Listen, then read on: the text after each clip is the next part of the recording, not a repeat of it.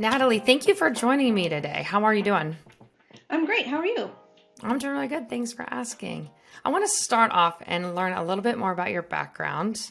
Um, you work for, to me, one of the biggest brand names in the United States, maybe even across the world, Levi Strauss. Everyone knows what that is.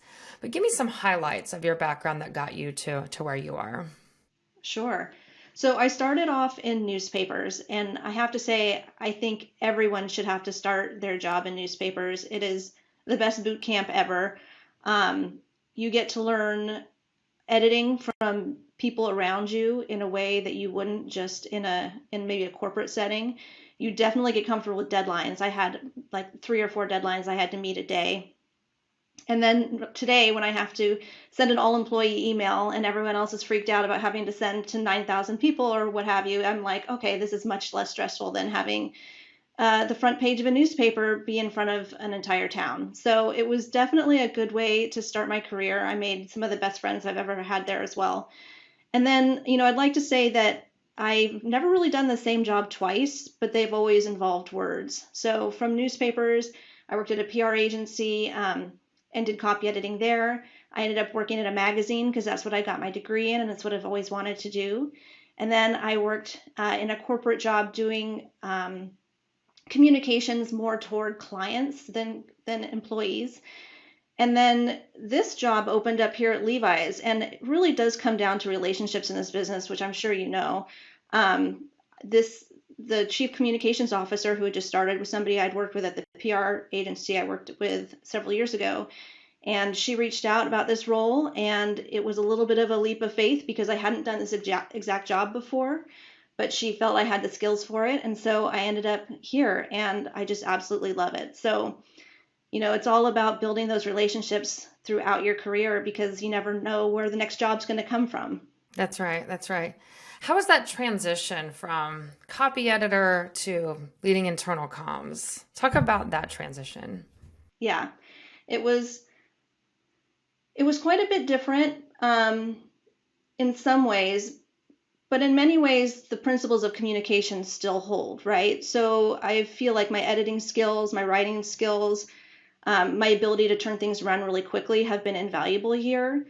Uh, but obviously the content is quite a bit different. And so I really love what I do now because I love being able to connect with the people that I'm communicating with, like on a face-to-face basis. So when I'm writing these emails, I'm writing internet posts.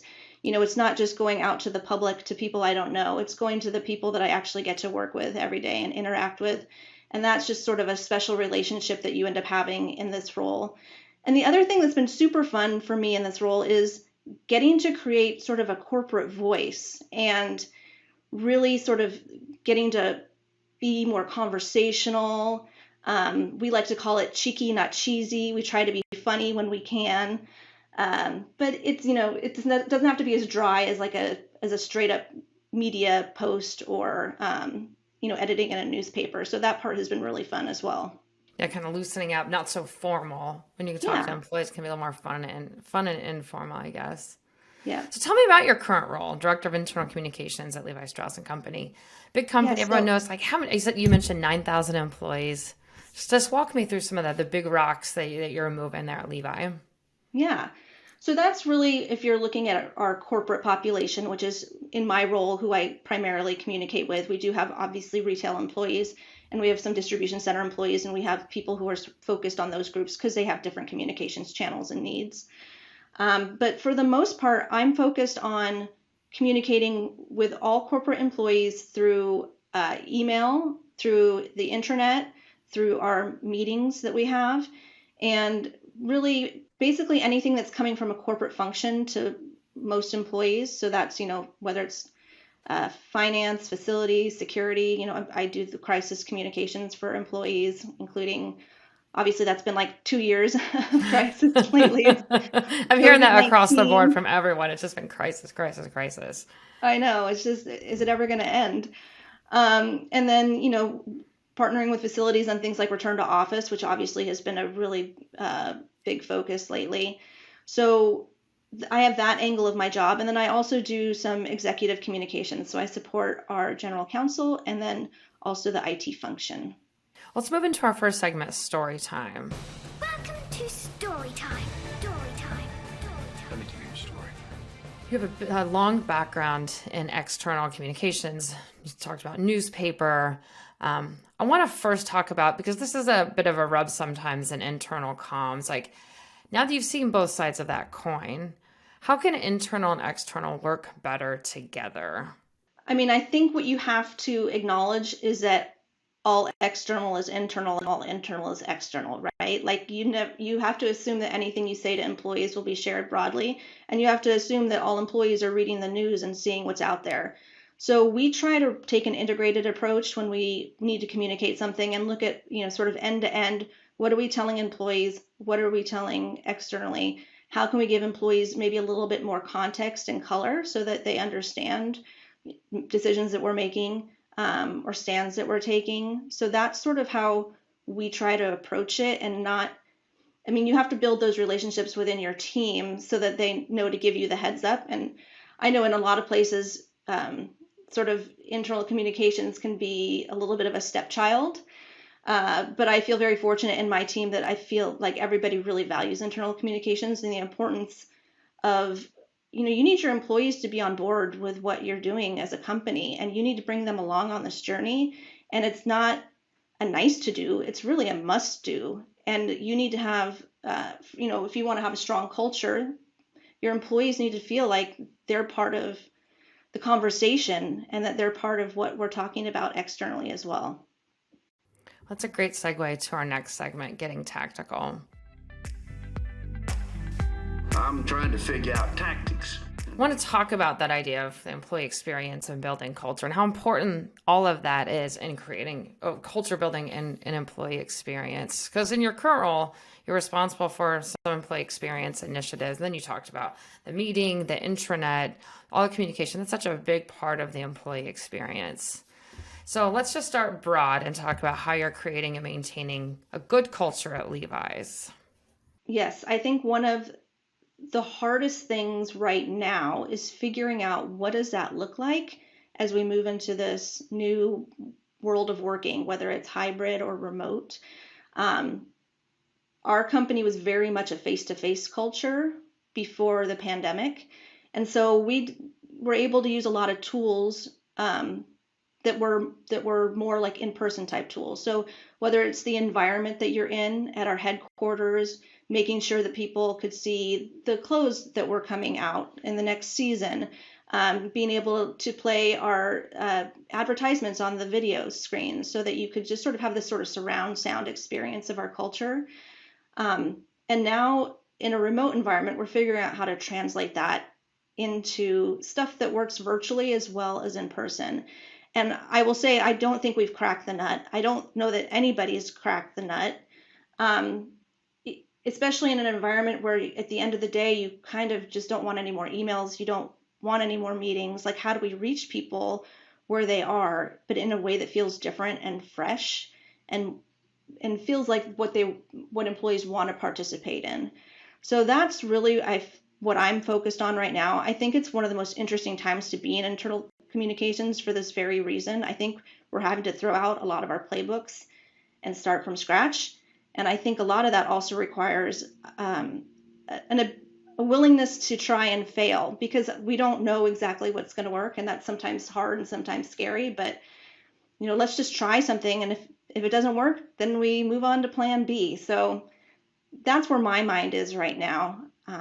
Is how do we make culture come alive if you're not in the office, especially for all the new folks who joined during the pandemic. This has been a very interesting social experiment of some kind. Yeah, I agree. I think this is one of the most interesting time. Well, to me, this is like the most interesting time to be in internal comms, because we're all part of like rebuilding how we do everything is now done differently. And I was actually going to ask you before you said, I don't think anyone has figured out how to crack that nut. I was going to ask you, what has worked for you? Is there something you can point to that says we used to do it this way and now it's working really well doing it differently this way because of our remote environment? One of the things that was always popular before COVID was we had basically an Ask Me Anything session with our CEO. And traditionally, it had always been in the building and really with our headquarters folks. And we had started to expand it a little bit before COVID. During the pandemic, we just knew people needed to feel closer and feel like they were getting answers about what was going on. So we went fully virtual and we upped it to 2 times a month. And that has been, I think, a real benefit of the pandemic, and that now this is open to a global audience to connect with our CEO and participate in this in a way that we hadn't before. So I think there's a few things that have been actually made easier by the pandemic. We happened to roll out our intranet 2 weeks after we all went home, and that was already just planned. And we had, of course, all these fun things planned for in the office that had to, be put on the back burner. But we launched our intranet 2 weeks after the pandemic began, or I should say people in the US, we basically all went home. And then we also launched Teams just maybe like a month later, which was already in the works, but was accelerated much more quickly. But I would say that our employees were so much more receptive to adopting this new technology because we really didn't have a choice. And so I feel like part of the benefit has been the receptiveness to doing things virtually that we wouldn't have had before. So, we're trying to figure out what it is from like a social perspective that'll work. I haven't quite found, you can only have so many happy hours or paint nights, virtual paint nights. Exactly. Yeah. So, but that's my next thing is like, how do we create that social interaction, but on a virtual level? Yeah. Well, your role clearly has to have a big emphasis on employee feedback and how they feel about this stuff. Like they ask us anything or ask me anything. I'm assuming you've got some good feedback, and I want to talk to you about that because I think Levi does a pretty good job of collecting employee feedback. And just start with the basics. I just kind of want to open your playbook and say, how do you collect employee feedback on whether it be in how are you liking these Ask Us Anything, or how are you liking, or what's wrong with our culture, or how can we improve our employee experience? What are you using to collect that feedback? So for every single meeting that we have, we always do a survey afterward to get feedback on that. And we ask about the meeting itself, but we also ask some sort of some benchmark questions that we can measure over time, just about how people feel connected to the company and to the business and its strategies. Our HR team does a lot of employee engagement type surveys. But what I have found super valuable are 2 things that we do. One is we have employee feedback groups, and we call them the tailors because everything we do has to have an apparel connection to your jeans or your clothing. Exactly. Yeah. So we have 2 groups, one with leaders and just one with the general population. They're primarily US focused at this time, but we may expand. And we get together quarterly, and this is really just an opportunity for me to pick their brains, primarily about communication. So we will ask them about some recent communications that we had and how they landed, what their feedback was. We will preview communications that are coming up to see what questions do you still have? What can we address? And then we also just open it up to say, what's on your mind? What are you hearing? What is the pulse of the company right now? Are people excited? Are people burned out? Are people feeling overwhelmed? How are your colleagues feeling? And all feedback that we get from that is completely anonymous. We don't record the meetings. We really try and keep it a safe space where people can say whatever they want. And so we tap these groups often after also we have a big announcement, and we'll just, we have a Teams group where I'll say, hey, how'd this land? What do you guys think? And they'll give me, great, honest feedback.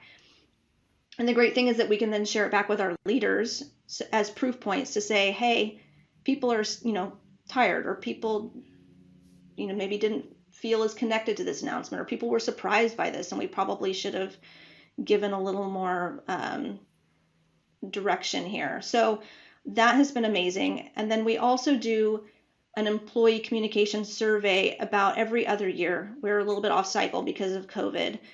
But this is a longer survey, and we really ask questions to get an idea of the general quality of our communications. Is it useful? Is it giving you the information that you need? And then we also dig into what topics do you want more of, and what channels do you like, and where would you like to get more information? So we have quantitative quantitative questions and we also have qualitative questions. And so I'm going through that right now. We just did the survey in the spring, and it's just so valuable to hear what people want more of. And really, people want less of a lot of things. People are just overwhelmed. So it's being able to look at that and say, where can we cut back? Where can we streamline? How can we better package and curate this content for employees so that they don't feel overwhelmed by the volume of what we're sharing with them. Yeah, that's such a critical role for an internal comms person, right? To really look across the board and try to figure out how to, you don't want all these messages going out. So that's great. How often do you get with the tailors? I love that name, by the way. When you said, I was like, yeah, you could say like speaking off the cuff, or do a lot of puns with that. How often do they get together, or you mentioned Slack? How often do you ping them for information? Yeah, so we get together on a quarterly basis. It's a meeting. We have those scheduled. And then on an ad hoc basis, maybe a few times in between meetings. But, once you've built those relationships, the folks that I know that they can reach out to me basically at any time if they ever have questions or just want to provide feedback in the moment. So that's been really great. When you were talking about like HR department does it, you're pinging people for feedback. I want to talk about survey fatigue. And when I was thinking about this, I was like, myth or real? And I'm sure that there's a little bit of both to that. But do you hear a lot about survey fatigue and feedback fatigue from your employees from all these different mechanisms you're using? Yes, I think that there is survey fatigue. I think that the two places that we see fatigue are surveys and trainings. That we hear feedback on. And I think that this especially comes through because we do ask for feedback after all of our meetings, that it can feel like a high volume of surveys. But I feel like people opt in when they have feedback to give. The response rate that we just got for our employee communication survey was actually like pretty great. It was I think it was above 25%, which for an audience this big is really good. So we're feeling really good about the feedback on that. But it's hard because you want to create that two-way dialogue. You want people to feel like they're being heard. You want to make sure you're making data-driven, informed decisions, but without creating that sense of fatigue. So I think there's probably ways that we could fine-tune. We've been trying to think, like, could we combine certain surveys, or could we, instead of sending out an email, have a place where you could always go and provide a survey? So that's stuff that we've been considering, but we haven't quite landed yet. Well, given your experience getting feedback and doing surveys, what are some do's and don'ts? So what mistakes are people making that you've noticed, or that you've changed your behavior when creating surveys or feedback mechanisms for employees? My number one piece of advice when I talk to people is, like, don't ask a question if you're not going to act on the answer. People need to know that you're going to take this feedback and do something with it. So if you're asking something that gives people a sense that you might take steps to address it and you never planned on it, I think you're harming some of that trust in the relationship between you and the people that you're surveying. So make sure that you're asking about things you're actually going to take action on. And I would also say, try to be as specific as you can be so that you can take action. For example, with our intranet, wanting to get feedback on that, we wanted to know, not just, do you like it? Is it working? But trying to dig into, if it's not working, like, what's one thing we could do to make it better? And that you get a lot more comprehensive feedback and actionable feedback. So that has been really helpful. But I also do think that making sure that if you're going to ask surveys over time, making sure that you're keeping some of those same questions so that you can, measure progress and see how you're evolving over time. That's what, for the communications survey that we've been doing, we have a few questions that we've had since the beginning, and it's been great to see the progress that we've made and to merchandise that back to employees and say, listen, we are listening and here's what we're changing, and the survey shows that we're getting better. So that's really cool. I love reading employee comments and surveys. To me, it means so much, especially those people when they write them in and give really good constructive feedback. Is there some feedback that's really stood out to you over the last 2 years that's changed the way you've done something with this work remote culture? Yes.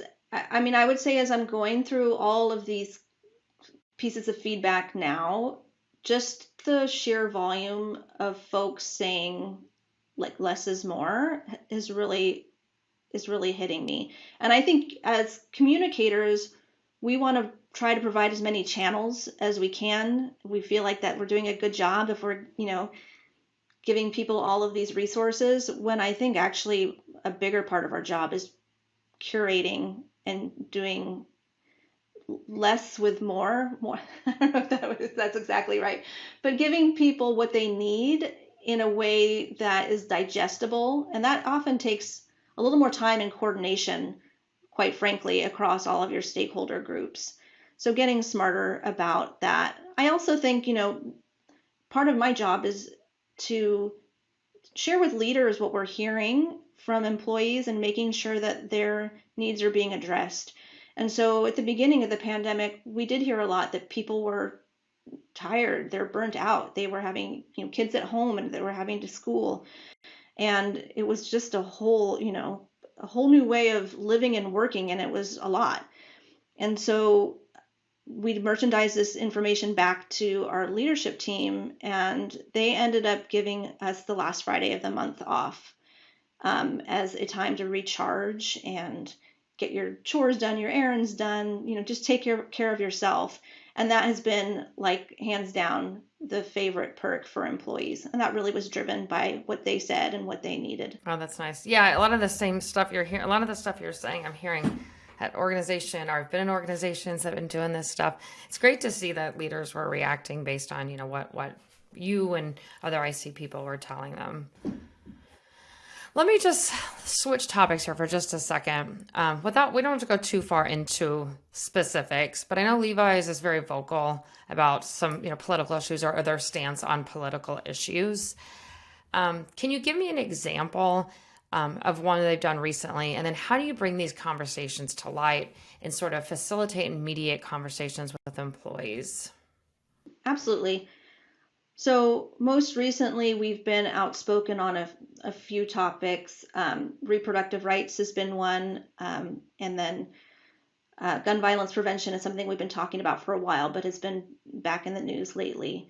And so, we have criteria that we follow when we decide when to speak out on things, but in many cases, it's actually driven by employees and them speaking out and saying, this is an issue that matters to me.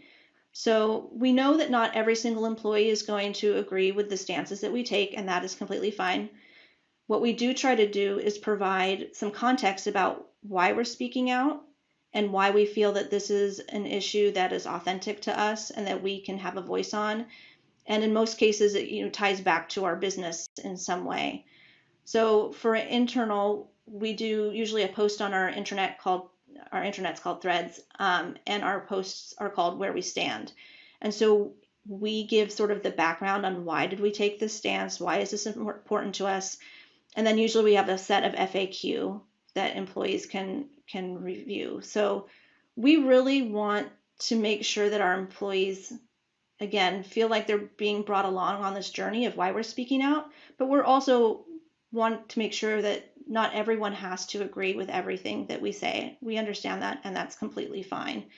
So that's how we approach it, and I think it's healthy to have diverse perspectives within a company. That's something that is one of our, with our diversity, equity, and inclusion team that we try to foster, is that diverse viewpoints make us stronger.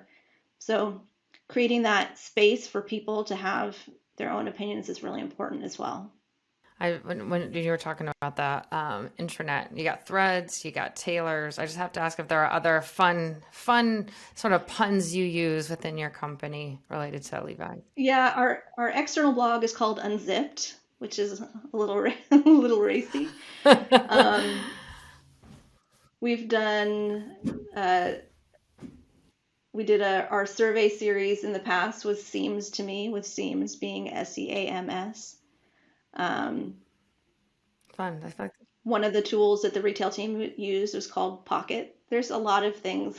It's like especially when you first start working here, every time you see an opportunity for a pun, you kind of jump on it. Now that I've been here, I don't know, 8 or 9 years, I'm like, okay, I got to ease off those those clothing puns. It's getting too kid. What'd you say? It's not cheesy. It's Cheeky, not cheeky. cheesy. That's Yeah. getting cheeky. But no, I think it's. I love that. I think it's fun when companies have fun with it. Yeah. On to the next segment. Seat at the table. First, get a seat at the table. Get a seat at the table. You want a seat at the table? You're the executive communications partner for the chief information officer and general counsel at Levi's. Having these strong, good partnerships with leaders, it's so critical. Can you talk about how you start off building these relationships? Yeah. I mean, it's all really about building trust. And I think what's interesting in my role is also I'm usually one of the junior members of a leadership team. And so part of it is also finding, your footing and self-confidence to speak up around leaders who may be a lot more senior than you. So that takes a little bit of time and getting used to. But I mean, I'm fortunate that both of my leaders that I support are wonderful people that I truly enjoy working with. And they come to me for, advice on communications that to me makes me feel like a valued partner. And I'd like to think I'm a valued partner to them as well. But I think what's really important is being able to see what's happening across the company. And it gives you it sort of taps into one of our values is empathy. And it helps you really understand what's going on in other parts of the business. And that makes you also a better communicator because then maybe our IT team is all heads down on a huge project that's coming up. And maybe we need to, ease off some other things to give them space for that. It gives you some understanding of where people might be having challenges and where we can share some of the feedback that we're hearing with those leaders to say, hey, it sounds like teams might be stretched right now. Let's ease off some other things. So I think that it's a great sort of a two-way street. I think to anybody who's sort of starting in executive communications, I think the hardest part is really building that, building trust, but also building your self-confidence to be able to speak up with authority about communications and basically being a voice for the employees in the room. And when you have leaders that challenge you, like let's say you say, hey, we're hearing from employees, they want fewer channels, and they say, no, we like all these channels. How do you reconcile that? I always sort of laugh and say, they're the boss, or above my pay grade or whatever, sort of jokingly. But how do you work with leaders to bring them into these conversations and help them understand where your recommendations come from? Yeah, and that's why I think the surveys are so important because it gives me real data to help back this up and to show them that this is coming from employees. My job is almost like advocate, and I am sort of a stand-in for the employees and trying to advocate for them.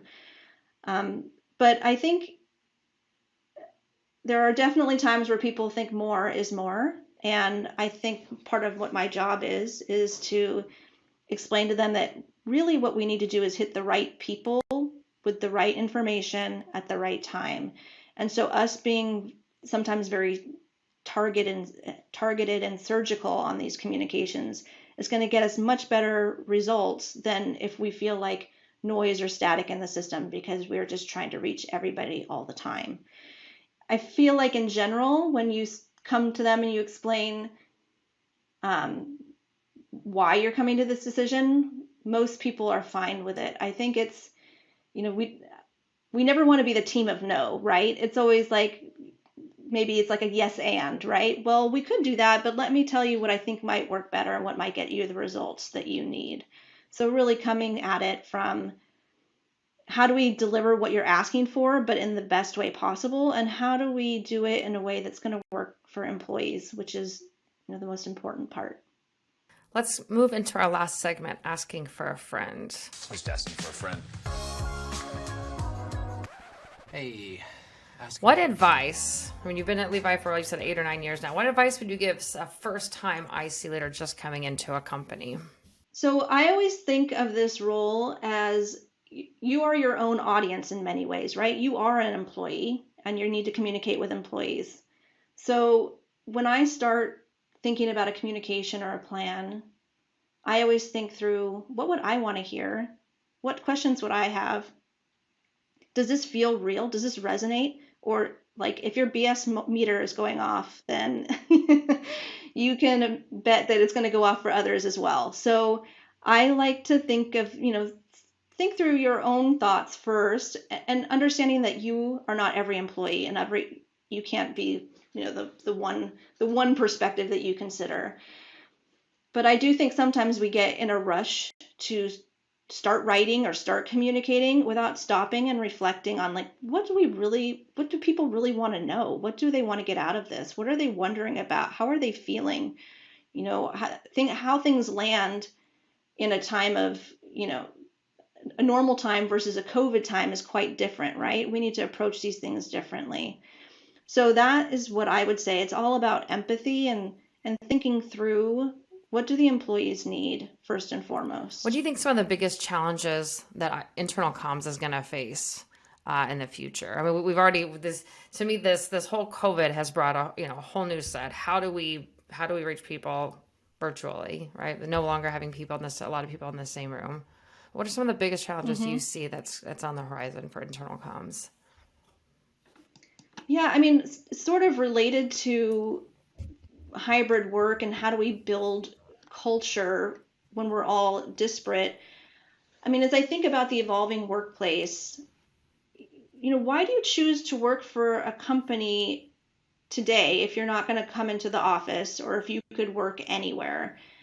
I mean, I think that's going to be the question that we have to answer and address, is like, how do we make our company, bringing that culture to life, appeal to people even if you can't come into the building? And I think, especially for folks who've never been able to come to our headquarters or meet people face to face, I think that's going to be a really interesting challenge. I mean, I've worked at LSN Co, like I said, for almost 9 years now, I think.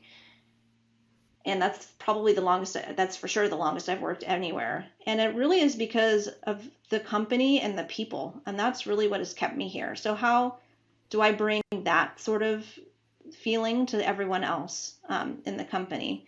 And so, we've done some work with our employee value proposition about defining that and how do we crystallize that and make that come to life. But to me, that's the most interesting challenge. If you can work anywhere, what makes you want to work here, right? Yeah, how do you make your company stand out? How does Levi Strauss and Company stand out over anywhere else? Now that yeah, most companies are hiring remote from anywhere. Mm-hmm. I know everyone's trying to get better at their jobs. What do you do to stay really current on internal communication trends and new technology and all that kind of stuff? How do you stay current? Yeah, well, as I tell my friends who are outside of this business, it's can be challenging because you don't see what happens in other companies, right? You can't just go online and look and see, hey, what are they doing? Because most of it's only the other employees see.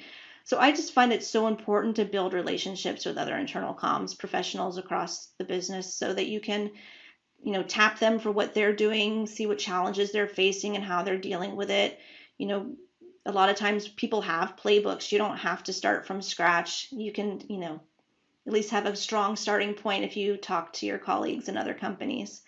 And I think it just makes you a stronger person when you have these relationships that you can draw on and get fresh ideas. I think especially depending on what industry you're in, you kind of get in sometimes a certain way of thinking. And especially if you're talking to other folks in different industries, they're going to approach things completely different. In the Bay Area, we're around a lot of tech companies. So they're doing, they're probably ahead of the game of where we are in terms of using technology for employees because they've been doing it the entire time. And so being able to tap into these networks, to me, is the most valuable way to keep fresh. Yeah, I see people on like LinkedIn. I'm on a number of groups, and I'm sure you are too, for internal comms and employee communications, where people just, hey, does anyone have an example of a change management plan about X? And then tons of people will chime in. I think that's one of the things I love the most about internal comms folks and the professionals is that they're always willing to share share war stories, like, if you're struggling, they'll sit there and talk it out with you. And I think that's just such an amazing part of the internal communications community.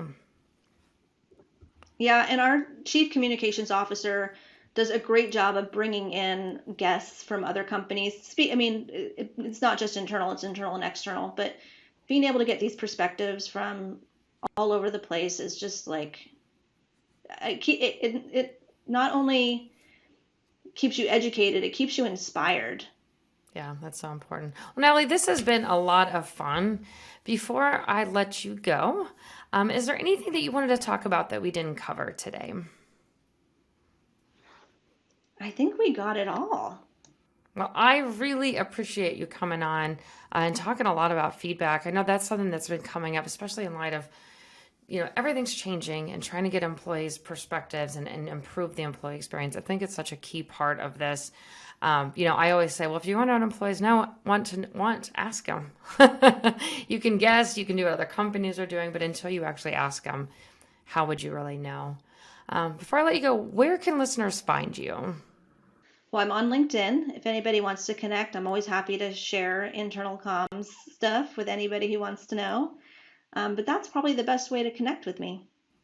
Great. Thanks, Natalie, for joining us today. This has been great. Awesome. So nice to talk to you as well.